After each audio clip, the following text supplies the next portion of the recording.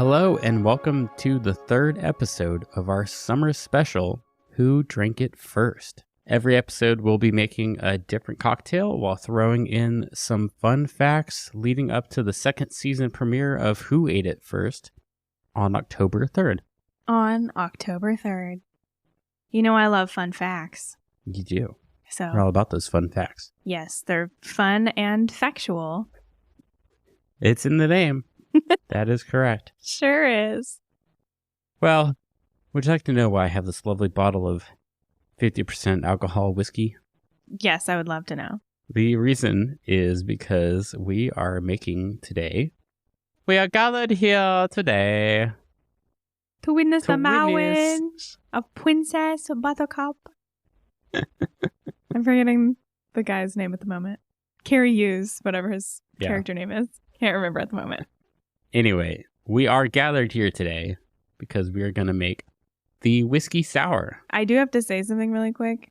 Okay. Carrie Hughes was in Mission Impossible. He was. And it made me really, really happy.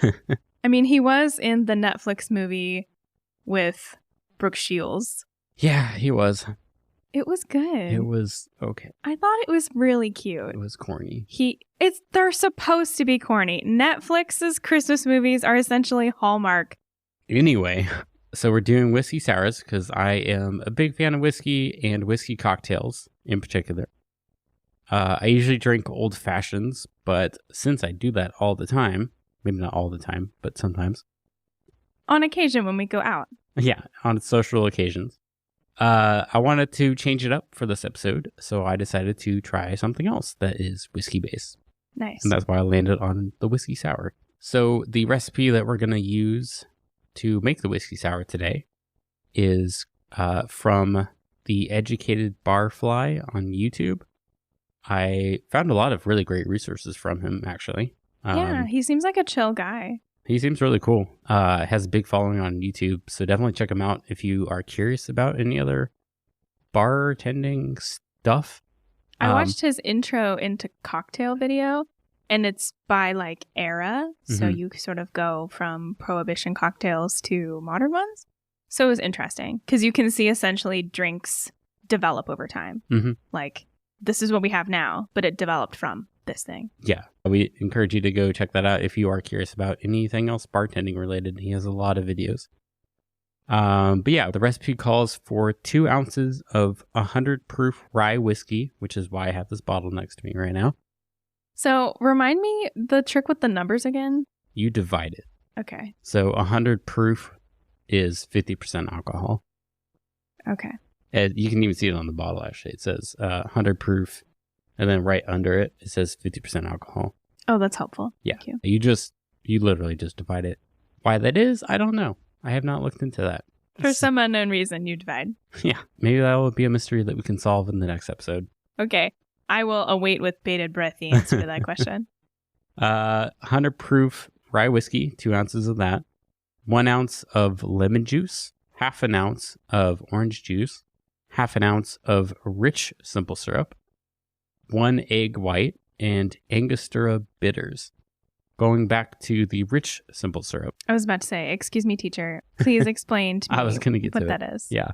It's very wealthy, let me guess. It is, yes. It is much wealthier than normal simple syrup. Oh, Kind I of looks see. down upon regular simple syrup. That's so And, rude. Yeah, it's kind of rude. Yeah, they don't need to be so pompous. No, simple syrup, if you make it at home, typically it is equal parts sugar and water. Heat that up to boiling until it's fully dissolved. Then you cool it down. You have simple syrup. I'm assuming you mean white sugar. Yes. Okay. Yeah. White, castor sugar, regular, plain sugar. I thought you were going to say castrated for some reason. Castor, granulated, whatever. Oh, I'll call it. granulated. Oh, okay. Yeah. I think that's the same thing. You know, just your normal everyday, good old fashioned sugar. Castrated sugar. Castrated sugar.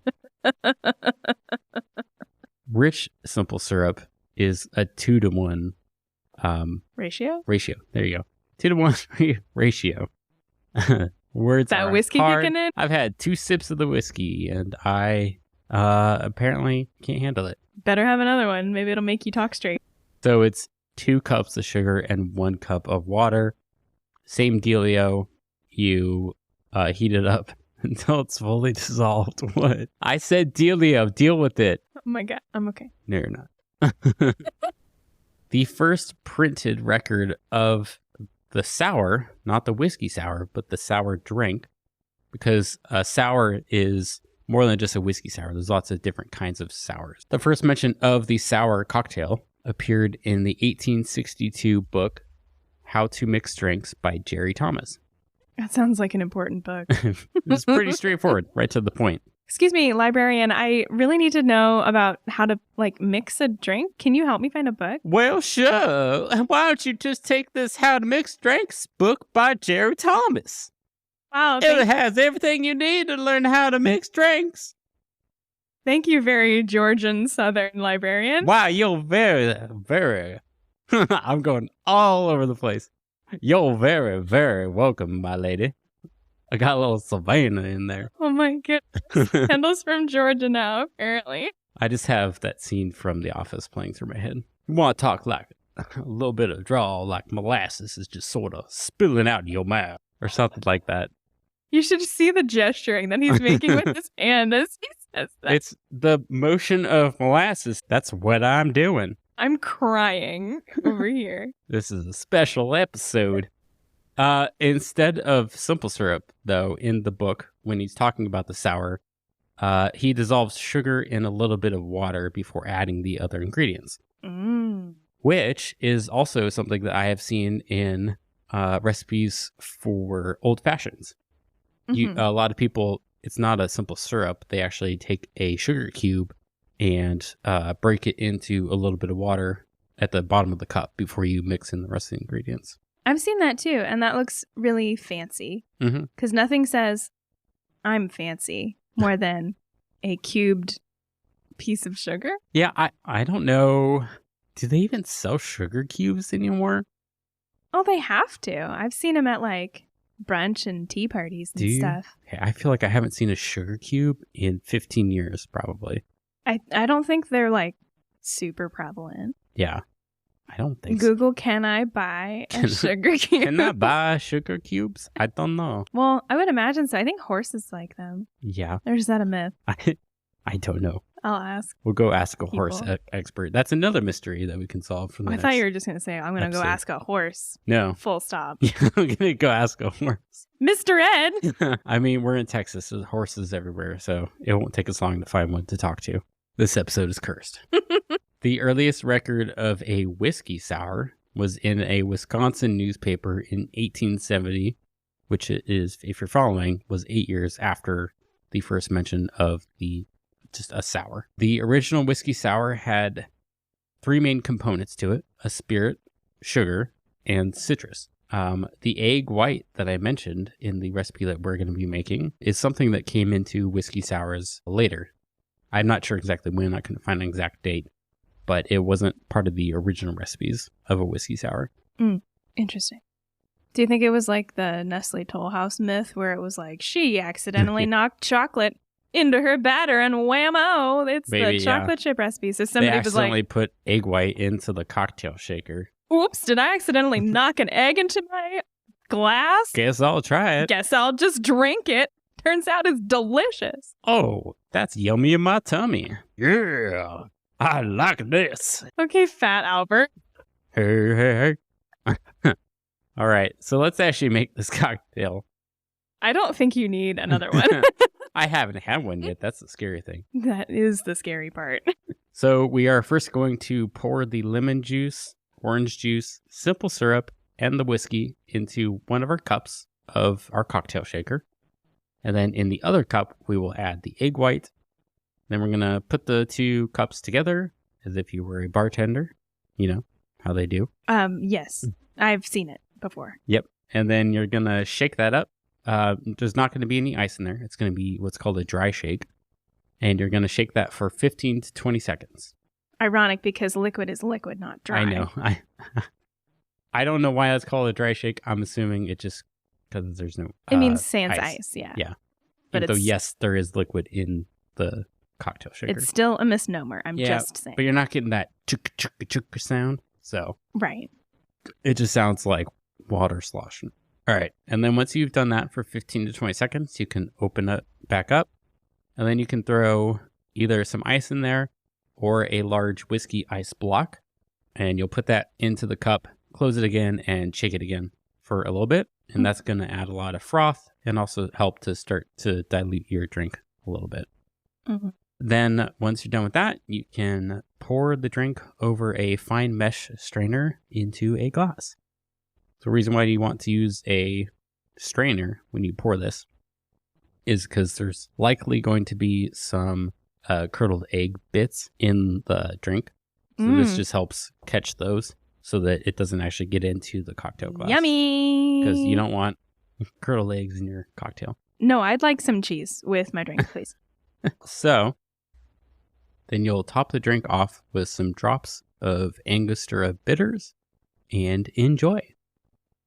So we're going to make this real quick and have a drink, and we will get back to you. Yay! Just be sure to drink responsibly. Oh, yes. All right. What do you think? I assumed you were not going to enjoy this one because you don't like whiskey. I'm not much of a whiskey person. I will say it's not terrible, but I wouldn't order it, I don't think. Mm-hmm. I'm just not a whiskey person. That's not my spirit of choice. So Right. I'm probably not the target audience here. That's fair. Yeah. So, yeah, I totally understand if you don't like it. I think it's really delicious. Honestly, I think it's a great drink. Nice and frothy. Even though it's 50% alcohol in it, I think between the sugar and the citrus in there as well, it makes it super smooth to me. Yeah, I will say it is pretty smooth for sure. Like, I don't feel like you don't add ice into the cocktail glass when you make it. And I really don't think it needs any more ice to help dilute it further because I think it's already nice and really smooth. Mm-hmm. I give this one like a 10 out of 10 because I like this one a lot. Oh, nice. It's very tasty. I'm a big fan. Nice. And I could have these all the time. So what do you think? Because I know you're not a fan. But what do you give it? And you can give an honest score. Maybe like a 5 out of 10. 5. I'm surprised you got a 5. Yeah, I mean, I think it's pretty well balanced as far as a drink goes. Mm-hmm. I don't know. Maybe I'll knock it half a point just because I have a thing about raw eggs. Yeah, I guess you don't like egg either. I love cooked eggs. I love egg in literally anything. I just have a thing about raw eggs. Yeah. It's just, I know the botulism and the salmonella and stuff. I know it comes from the shell, but especially like here in the States, if you don't wash your eggs off well, I mean, I don't typically wash my eggs before I crack them. I feel like that's kind of weird. But I mean, that is where the salmonella is. And I know that. I don't wash my eggs though. So I don't know. I would prefer to consume a raw egg if, at all possible. Yeah. But whereas I like to live on the edge. Yeah, I know. It makes me nervous. I don't really want food poisoning today or ever, really. Yeah. I mean, that's fair. I did have food poisoning like 2 weeks ago. And not from eggs, though. Thankfully. Not from eggs, no. We'll never know. It was a mystery. Anyway, so maybe a 4.5, just knocking it down a half a point just for my personal preference. But other than that, I feel like it's pretty well balanced and really not shocking. It doesn't hurt your throat or anything. So nice. Okay. Well, then I think the consensus is if you do enjoy whiskey, then definitely give this one a shot. I think you'll enjoy it a lot. But if you don't like whiskey, then maybe don't worry about this one. Or you could always just try it. Or, if you don't like whiskey, have a friend make it for you that does like whiskey or something. Mm-hmm. So you don't have to buy a whole bottle of 50% alcohol whiskey. Yeah, just have a friend and then just taste theirs when they order it. Yeah.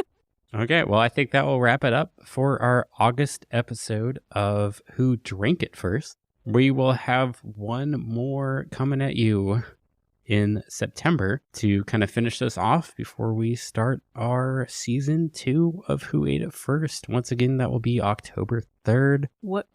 We have a lot of fun things planned.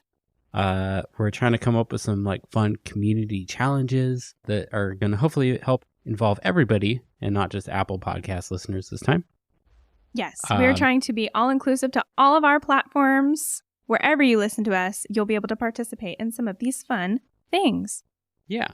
So keep an eye out for that. We'll talk about that a little bit more in our next episode of Who Drank It First. And I did want to say really quick, I'm not sure when the September episode is going up and if we'll have said this beforehand or not.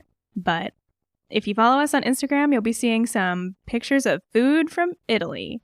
So we won't be making anything in and around September. We'll just be posting a lot of Italy pictures because we are going to Italy. Oh, yeah. So if you like food pictures, check us out on Instagram at Who Ate It First. All right. I think I'll wrap it up. Do you want to reveal what the next drink will be? Sure. I'm sorry if I'm mispronouncing it. I don't speak Portuguese, but we will be making the Caipirinha. All right. That'll be a new one for us. Yes, I have never had one. I've seen them on menus, seen them on the Educated Barfly. I'm unsure how to pronounce it. That's probably incorrect. I'm sorry. But yes, it should be an experience. Well, thanks everyone for tuning in to our special mini-series of Who Drank It First. And we will see you again in September. Bye, everyone.